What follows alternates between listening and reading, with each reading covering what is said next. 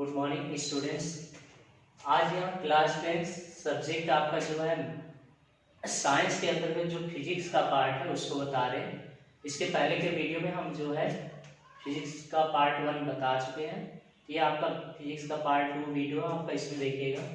इसमें टॉपिक आपका है प्रकाश का परावर्तन। तो प्रकाश का परावर्तन क्या है इसको देखिए।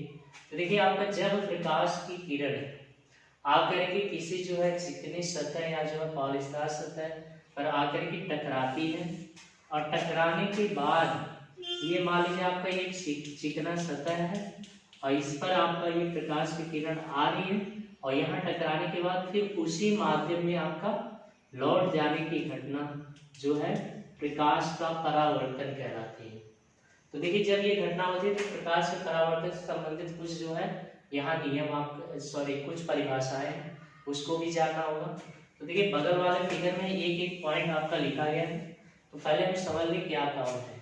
देखिए ए बी जो है ये आपकी आपतित किरण है, जो बताया गया कि प्रकाश की किरण जो आकर के किसी चिकनी सतह पर टकराती है। तो ये ए बी आपकी आने वाली किरण एक आपतित किरण है और बी पॉइंट से जब टकरा करके फिर परावर्तित हो जाते हैं तो ये बी सी आपकी जो है ये परावर्तित किरण हो गई। और फिर इसके बाद जिस बिंदु पर ये टकराती है उसे हम जो है आपतन बिंदु कहते हैं। यहाँ बी पॉइंट जो है ये आपका आपतन बिंदु कहलाता है, जिस पॉइंट पर आकर के वो आपका टकरा रही है। और फिर इसके बाद ये बीएन जो है ये आपका अविलंब है और इस तरह से ये घटना है। और यहाँ देखिए आपका ए बी और बीएन के बीच एक कोण बनना है जिसे आई से दिखाया जाता है, ये आपका आपतन कोण है। और फिर इसके बाद आपका एन बी सी भी एक आपका कोण बना है जिसे आर से दिखाया गया है, ये आपका परावर्तन कोण है। अब देखिए आपका इनकी डिफिनेशन भी आपसे पूछी जाती है तो उसको भी ध्यान दिया जाए। तो अगर आपसे कोई पूछ ले परावर्तक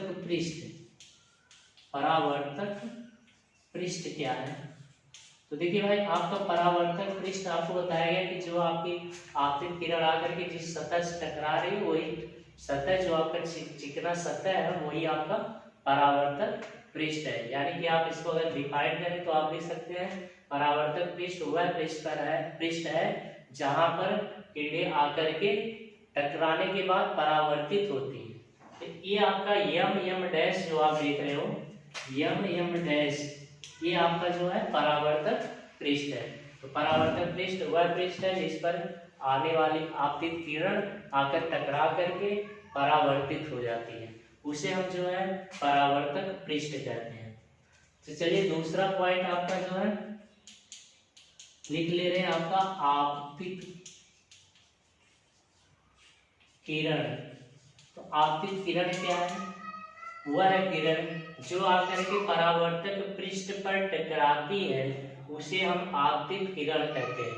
तो यहाँ देखिए आपका जो ए बी जो है ये आपकी आपतित किरण है, यानी आपकी जो आकर के जो है पृष्ठ परावर्तक पृष्ठ पर टकरा रही है, चिकनी सतह पर जो है टकरा रही है वही किरण को ही हम आपतित किरण कहते हैं। तीसरा पॉइंट आप लिख सकते हो, आपसे पूछा जा सकता है कि आपका परावर्तित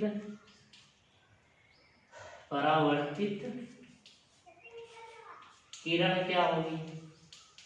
तो परावर्तित किरण आपका देखिए वह किरण जो परावर्तक पृष्ठ पर टकराने के बाद उसी माध्यम में जो लौट जाता है उसे हम जो परावर्तित किरण कहते हैं। तो यहाँ देखिए आपका जो ये भी तो आपका हो गया और आपतित किरण, और ये आपका जो है टकराने के बाद बी से सी में जा रही है, परावर्तित हो जा रही है उसी माध्यम में। यानी आपतित किरण जब जो है समतल पृष्ठ पर चिकने जो है सतह टकराती है, तो टकराने के बाद जो उसी माध्यम में लौट जाती है उसी को हम जो है परावर्तित किरण कहते हैं। तो यहाँ बीसी जो आपका है वो आपका जो है परावर्तित किरण है। अगला आपका जो देखिए एक पॉइंट दिया है बी और इसे लिखा गया आपतन बिंदु। तो आप आपतन बिंदु किसे कहेंगे? तो आप लिखेंगे आपतन बिंदु।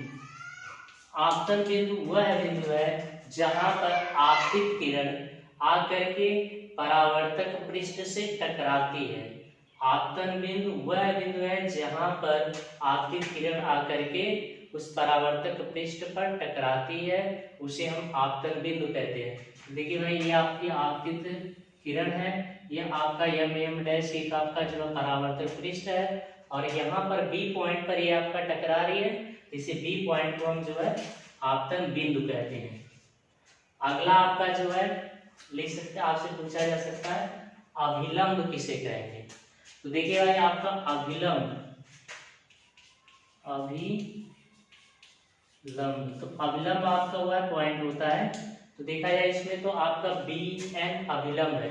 तो अभिलंब को अगर डिफाइन करना है तो आप लिखेंगे कि आपतन बिंदु से परावर्तक पृष्ठ के साथ खींचा गया लंब अभिलंब कहलाता है। यानी आपतन बिंदु से परावर्तक पृष्ठ पर खींचा गया लंब आपका जो है अभिलंब कहलाता है। देखिए आपका ये जो m डैश है वो आपका जो है आपका परावर्तक पृष्ठ हो गया, आपतन बिंदु आपका B हो गया, और B पर जो आप लंब खींच रहे हो वो आपका अभिलंब कहलाता है। तो अभिलंब अगर देखा जाए तो BN जो है ये आपका अभिलंब कहलाएगा, BN। और आपसे पूछा जा सकता है आपतन कोण, तो आपतन कोण किसे कहते हैं। छठा पॉइंट यहाँ लिख दे रहे हैं आपका आपतन कोण। तो देखिए आपतन कोण क्या है, तो इसको डिफाइन करना है। तो देखिए आपतित किरण तथा अभिलंब के बीच बना कोण आपतन कोण कहलाता है। एक बार फिर से, आपतित किरण तथा अभिलंब इसके बीच जो कोण बनता है वो आपका क्या कहलाता है, आपतन कोण कहलाता है। तो आपतन कोण को I से प्रदर्शित किया जाता है। तो यहाँ देखा जाए तो आपका कोण जो ABN बन रहा है, ABN ये आपका I है, I पार होता है इंसिडेंट, तो इंसिडेंट रे आपका इंसिडेंट एंगल जो आपका आपतन कोण कहलाता है। अगला आपका यहाँ से देखा जाए तो आपका एक पॉइंट और बच रहा है परावर्तन कोण। तो आप इसे लिखेंगे परावर्तन कोण। तो परावर्तन कोण वह कोण है जो परावर्तित किरण तथा अभिलंब के बीच जो कोण बनता है उसे हम जो है परावर्तन कोण कहते हैं। रिफ्लेक्ट एंगल जो आपका R से प्रदर्शित किया जाता है। तो यहाँ देखा जाए आपका जो है हम लिख सकते हैं एंगल CBN जो है ये आपका एंगल R है, ये आपका है परावर्तन कोण ये है। तो इससे आपका जो है प्रकाश का परावर्तन जब होता है तो उससे आपका ये आपके 7 1 2 3 4 5 6 7 जो है परिभाषाएं आपसे इसमें से पूछी जा सकती हैं, जिसको आप ध्यान से देख लीजिएगा। और आपको ये पता होना चाहिए कौन सा पॉइंट क्या है, कहाँ आपतन कोण है, कहाँ परावर्तन कोण है, उसको आप ध्यान दीजिएगा। अगला देखिए आपका जो है टॉपिक आपका दिया है परावर्तन के प्रकार। तो परावर्तन आपका जो है देखिए दो प्रकार का होता है। आपका एक नियमित परावर्तन होता है और एक आपका अनियमित या विचलित परावर्तन।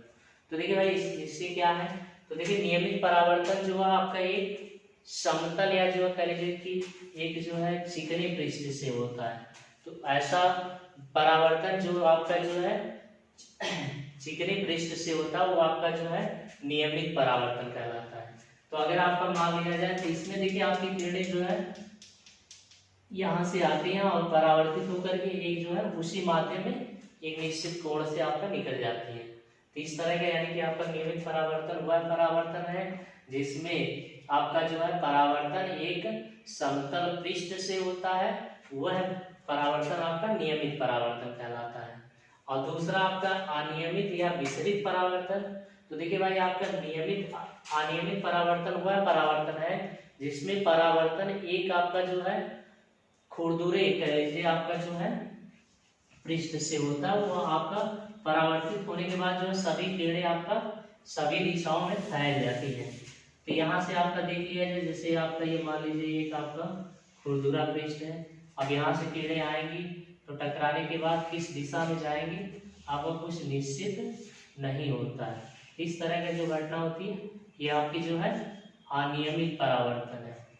और इसमें क्या होता है कि आपका ये एक दूसरे के ये समांतर ही रहते हैं। यहाँ से आए अगर समांतर गुजारा गया तो ये आपका समांतर ही जाएंगे।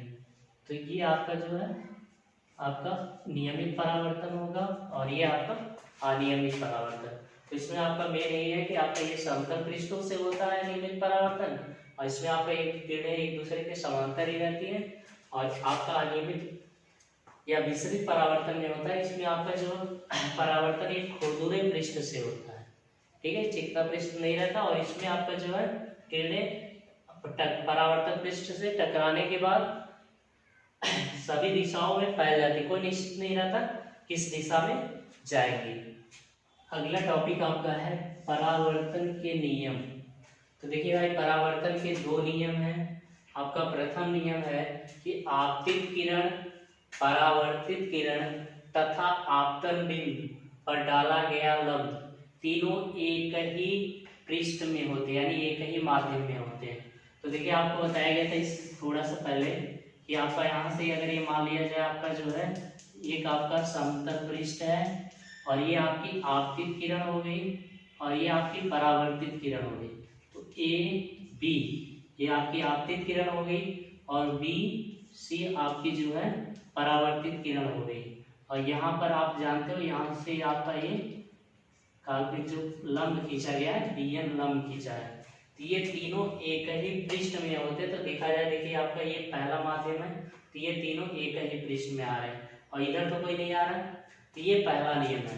पहला नियम अगर आपसे कोई पूछे तो आप लिख लेंगे कि आपतित किरण, परावर्तित किरण तथा आपतन बिंदु पर डाला गया लंब तीनों एक ही पृष्ठ में, यानी ये देखिए आपका एक माध्यम 1 है और ये इसके नीचे आपका माध्यम 2 है, तो ये आपका सभी एक ही पृष्ठ में होते हैं।